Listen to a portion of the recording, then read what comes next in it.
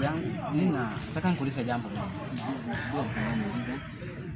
Eti mfano wewe sawa, unatembea sehemu fulani ukakutana na ndugu yako ambaye mlishawahi kukosana hapo awali, ukakuta amepata changamoto. Je, unaweza kumsaidia au unaweza kufanyaje? Hivi kwanza nitaanzaje kumsaidia? Nitani nikimkuta labda kama ameanguka chini ndio nachukua paka jiwe naongezea. Maajabu. Kwa nini? Sasa yeye sishawahi kunikosea. Sasa ngoja nikwambie. Sasa mimi nitasaidia mtu ambaye ameshanikosea. Ngoja nikwambie ndugu yangu. Imeandikwa kabisa kwenye maandiko matakatifu kwamba mpende Bwana Mungu wako.